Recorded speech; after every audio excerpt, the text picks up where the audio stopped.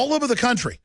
They have new interpretations of wetlands, streams, and rivers, claiming up to 5 miles on either side of a creek or river, and the feds are taking it. The BLM is in Texas on the Red River with Oklahoma, taking tens of thousands of acres, homes, you name it, in some cases owned for over 100 years from ranchers and farmers. The feds already have half the country. I mean, this is just crazy. This is criminal. Let's go to phone calls for Lord Monkton. I'll get his take on both those before he leaves us. Jeremy in Kansas, thanks for holding her on the air. Yes, Alex, thank you. I called in with a larger critique of what I perceive as the direction that your operation is heading in, specifically around Paris, and what I see is the danger of falling into becoming a weaponized cultural fascist counterpart to the weaponized cultural Marxism on the fake left. But I do want to deal with Lord Monkton's main issue here in terms of I think that we need to transcend the entire debate about the role of carbon in the atmosphere by looking at two very plain facts. One has to do with the weaponization of geoengineering that could really be served by covering more deeply the work of Michael J. Murphy and Dane Wigington. And then the other one is that we in the West would have been headed away from extractive fuels almost a century ago by people such as the farmers who were learning how to grow carbon neutral alcohol and build cars out of plant-based plastics. And so people should... Yeah, but here's the deal. Here's the deal. I think carbon's good. We're a carbon-based life form. The planet's carbon starved from the metrics I've seen going back millions of years. And so, regardless, they want carbon taxes and regulations. And I'll come back to you after Monkton's gone to hear your fascist critique of the show. I want to hear this. But here's what I do. I oppose whatever the globalists are up to. So you can call it fascist, call it whatever you want, that I don't want totally open borders and that I don't want to shut down all the coal power plants. I mean, I don't want to commit suicide. Lord Monkton, do you want to respond to what... Yes, I do. Let's be very, very clear about this. One should take decisions on scientific questions in a scientific and not in a political way. And the fact is that the science around alarm about global warming has completely collapsed. There's been 18 years and 9 months with a zero trend in global warming. You have to go back further than that to get any trend at all, and then not very much. There's really been no significant warming for a quarter of a century. And in that quarter of a century, getting on for half of man's entire emissions of CO2 and other greenhouse gases since 1750 have been emitted, and the temperature has hardly responded at all. But what about the UN vote to counter you and others and a bunch of astrophysicists that went public saying the sun is the cycle, we went into warming, now we've been cooling for 18 years because of it. I mean, it's the sun, and then they have a vote and say the sun isn't the main driver of climate. In fact, they say it doesn't affect it. They're totally discredited right there. Well, of course they are, and I see that you've got a picture of the sun behind you, and for those who think you always are somewhere on the edge of outer space, Alex, it looks as though you are today. I am. Look at me. I'm floating. I love Al Gore. Floating very close to the sun. But to get back to Jeremy's point, the fact is one must take scientifically. Let me tell you some of the problems, very briefly, with the official science. Thing number one is that actually if you use mainstream methods, we would only expect to see half a Celsius degree of warming by 2100. Is that a problem? No, of course it isn't. So they've tried to conceal the fact that that is what their own data, methods, models, and results show. They've lied about it. And that's with Cook numbers hiding the decline.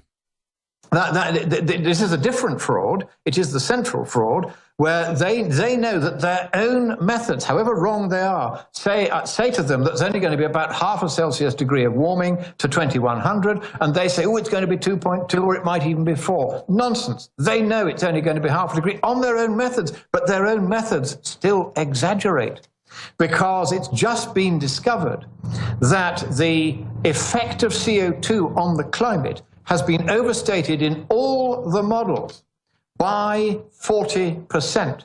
It's also been discovered that the so-called temperature feedbacks that multiply the effect of CO2 on temperature by about 3 in the original models. They've already cut that down to multiplying it by only 2 in the current generation of models, and that hugely cuts back on the amount of warming we'd expect. But now, Professor Ray Bates, who made an excellent speech on this in Moscow quite recently, again, one of the influences on Putin, has said that climate sensitivity, which is the amount of warming you get if you double the CO2 in the atmosphere, is not going to be 3 or 4 Celsius degrees. It's going to be 0.3 to 0.4. Now, this is a person who, when I debated against him on the subject of the climate 3 years ago, he was a true believer, putting out the official line. So they're losing ground. Let's go to some more calls. Jeremy, I'll put you on hold. I'll come back to you after Monkton's gone, since you want to get into the fact that I'm countering the terror overseas and saying it's real. I'm saying it's real because it's not manufactured. 9/11's been proven correct that Saudi Arabia was involved. Our government ordered to stand down. I've had the members of Congress on that have seen the secret documents. They let the attacks take place to take our liberties and to attack Iraq that did nothing. Okay? I've been proven right. Now, the difference is this is a real Islamic invasion, and I'm opposing it. I'm also opposing taking our liberties to counter it. Okay? They want to bring them in, have the clash of civilizations. I don't want to have that. I don't want to bomb Muslim countries either. Okay? You know, they can be there. They can have hoods on their heads. They can mutilate their daughters. They can kill each other and throw sticks at each other all day if they want to. I don't want to do that. I want to build space bases. I want life extension technologies. I want my daughters to be free. I want the fascist left off my back. Jason in Florida, you're on the air. Go ahead with Lord Monkton. Yeah, thank you, Alex, and thank you for your team. The reason why I'm calling is basically I want the people to understand. Like, I don't know if you saw the clip today with Josh Earnest was on Fox News, and they asked him questions about the vetting for the refugees that are coming in, and he basically stated that the vetting is extremely rigorous, and he used the names like the CIA and the FBI. Yeah, well, the FBI's come out and said they're not vetting them, so there you go. Well, yeah, like it's not happening. The numbers are too great to allow them to vet them properly. And the mistake they made, as Tony Abbott, recently the Prime Minister of Australia, said in a recent visit to Europe, is they should not let any of them in until they have done proper and very detailed checks. And then they should only let them in if it is very clear that they are likely to be genuine refugees. Right. You get vetted in your country of origin, not at the country you're coming to. Precisely. And that if they try to cross our borders, they will be dealt with very, very firmly and put back where they came from. And because we didn't do that and we acted wet at the outset, it signaled the flood. What happened then is that every young man of ambition who wanted to make a bit of money for himself and his family got on the boat and came to Europe because they see Europe as the streets paved with gold. Not all of them are terrorists. I should think actually only a minority of them are, but they are all, or very nearly all, economic migrants. Otherwise, you'd get families, you'd get babushkas, you'd get grandmas, you'd get little kids, you'd get a mixture of people coming. Instead, they're all young men in their 20s. Well said. Jason, you're absolutely right. I mean, we got Paul Ryan, all of them lying to us, saying they're being vetted. The FBI started doing some vetting and arrested 69 people for terrorism. That's it. They're not vetting them. We know that a lot of the passports are bogus. They're going through the most rudimentary checks, and they don't have any means of keeping tabs on them once they've let them in. And that's the thing. Once you're in, you can do what you like. Nobody keeps an eye on you. That's right. To make sure that you are settling down properly and not planning jihad. And this kind of failure of the security forces to appreciate the scale on which this could happen, once in particular Europe had taken down its borders, and then you have Obama being soft, as he always has been on immigration. The left are always soft on immigration because the first 2 generations of immigrants vote left. That's why the left always do this. And that's why when the Republicans come back in, they are going to have a very busy agenda. One of the items on that agenda is that all the borders should be tightened up. The border with Mexico, the borders... Yeah, we've already taken on too many. We've got to absorb these, deprogram them from their Ford Foundation garbage. Jason, did you have anything else you wanted to add? Yeah, well, my point basically was like, he talks about the biometric system, and I've vetted refugees from Syria. I've vetted refugees from Iraq and Afghanistan, and the system that they use it's called the bats and hide system, and the bats and hide system basically doesn't even work. I mean, they can't even vet Americans. When when you're going for, I'm a veteran from the United States Marine Corps, and after the Marine Corps, I became a contractor, and I was a defense contractor for the Department of Defense, Department of State, and we did all the vetting for displaced Iraqis and Afghanis and everything. And when we as Americans are signing SF-86 and doing a 20-page background report that goes back 10 and 20 years, exactly. I mean, it's impossible to do. It's impossible to do this for these Syrians, especially when there's nobody to even look at from where they're coming from because they're all displaced. It's impossible. Well, I'm going to add that, and great point, sir, and you should shoot a video about it. You should write an article about it. We should do a story about it because absolutely, I mean, to get a driver's license, they put you through a big database, and you've lived here your whole life.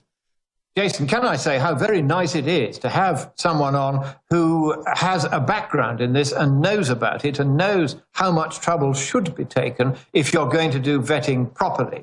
And of course, one has to see it a little bit from the side of our own public authorities in that the sheer numbers that are now trying to get in have swamped any attempt to do the kind of vetting. And the danger, if you don't do it, though, is that the militants, the jihadis, can exploit the system and they can feed in as many terrorists as they want. Well, Lord Monkton, in February, in February, the head of ISIS said, we're going to flood Europe with 500,000 refugees, filled with our operatives. We're going to start shooting and bombing you. They said it. We covered it, and the media said we were conspiracy theorists, even though it was in the Daily Mail, the BBC, even the BBC reported on ISIS's open statements. And so, look, Peter Sutherland, as you know, the head UN envoy over migrants and borders, had Europe's borders go down. They advertised all the freebies. They got everybody to come. The EU wants this. The United States wants this, as you said, because the left thinks it's so sexy to be a radical jihadi. They hate their dad. They hate their mom. They hate George Washington. They hate the Union Jack. You can't even fly that anymore in England, or they try to come arrest you, as you know. They hate freedom. They hate the West. They love all the money. They love all the products. They love all the choices. They love all the freedom. But they think it's really sexy to have a burqa put on their head. And so my question is, how do we counter this type of sniveling weirdness? Well, I think the first step, and it's really a very straightforward one, is you've got to say we can no longer cope with the numbers that are trying to come in, and therefore we are going to, for a time, until we sort things out, close our borders to those who want to come in. We're just going to say to them, no, you won't be let in. You'll be put straight back on a boat and made to go back home. And I think you have to start there, draw a line in the sand and say, sorry, for the moment we're swamped. We can't do this anymore. And then you take stock and you think, and we have international meetings about it, and we work out a proper plan. The fact is, these are mostly Arab Muslims. It is the primary responsibility of the Arab countries to look after their own. And if they were not able just to pass the problem on to the West, they would be much less willing to sponsor this terror in the way in which Saudi Arabia does indirectly and some other countries do directly. I think we need to take a much tougher line on the Arab world and say, look, this is a problem of your making, and it is for you to sort it out, and don't expect us to take these people in because we can't and because we know that your terrorists, whom your funding has created, are wanting to use this as a mechanism to get their people into our countries. And for the sake of our citizens' good health and survival, we will not tolerate that. I want to get one more comeback from Jason about our comments to what he just said. But look, when the TSA wants to grope my genitals or wants to ask me why I have grape jelly that I bought at some farmer's market for my mother and say that they could have me arrested, when the police set up a checkpoint, want to search my car randomly, it becomes a joke when the border to the south is wide open, when the Border Patrol completes the smuggling process, when Europe brings in known jihadis and protects them, and then when they put all these other people to get jobs in America through all these background checks, it really shows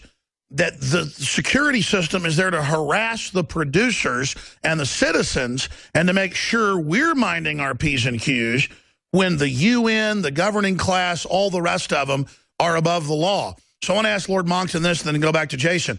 How does somebody like Peter Sutherland that heads up all this garbage think he's going to get away with it with a straight face, writing articles for the Financial Times of London where he says, no, we need to get rid of Europe's homogeneity. It's bad that Europe even exists. I mean, it's just, he's like speaking space alien. He's so hateful. He's so vicious. He's so ugly in his policies. I mean, this guy,